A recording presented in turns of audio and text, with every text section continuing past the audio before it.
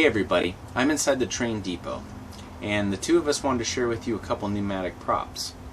One being the little train conductor stamp guy that would stamp your ticket to another haunt or your death certificate, or the victim inside the barber shop. And both were triggered by a motion sensor.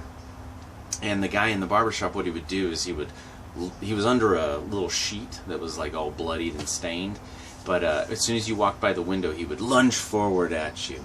And it stunk because Halloween night he actually quit working, and with all the people and stuff here I just didn't have enough time to fix it. But I went ahead and got it working. It was both of the props are real crude, just kind of threw some scrap plywood together and screwed the valves to the wall and just ran the cords real fast. I've got one of Gina's burlap sacks basically covering the majority of the hoses and cables and stuff, but none of it is dressed or hidden nicely. So let's go check it out.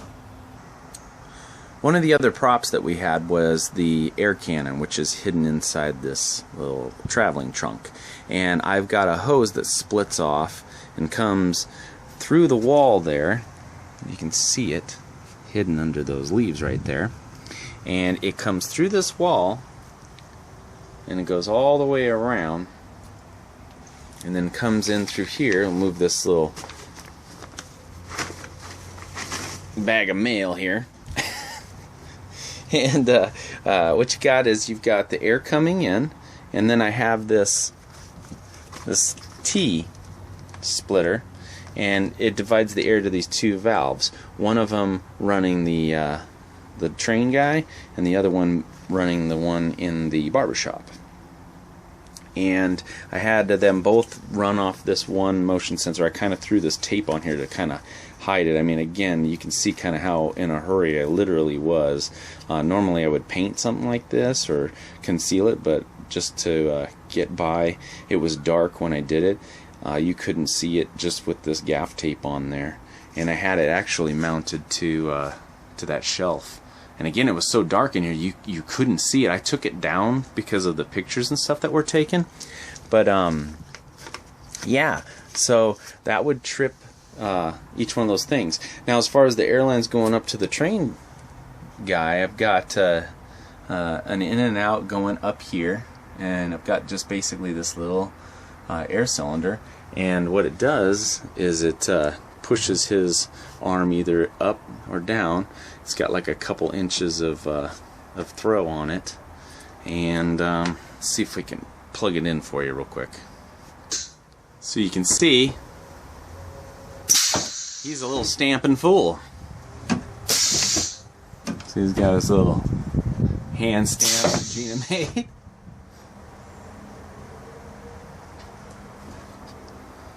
See if I can trip.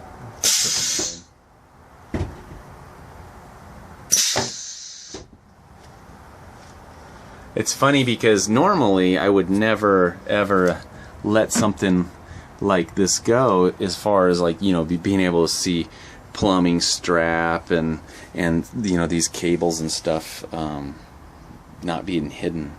But you know, surprisingly, it's funny, we all worry about such things, but when it was dark you couldn't even see in here, so nobody even saw that motion sensor. So I got away with it, and it worked.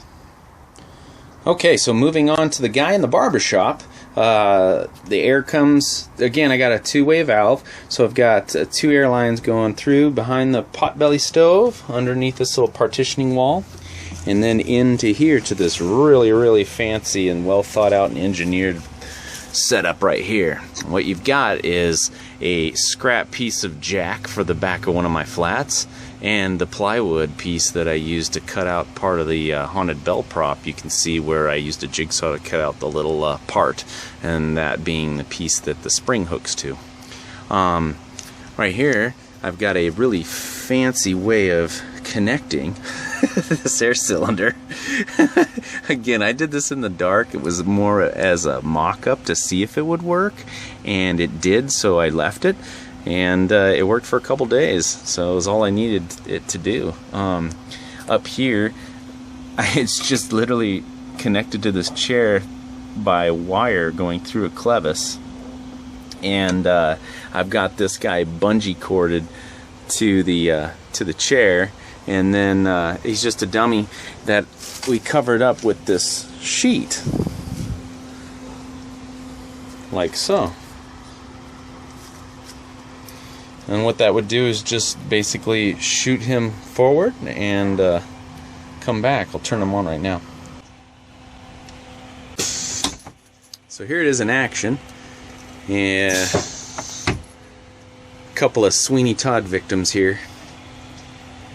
One that comes after you when you walk by this window here.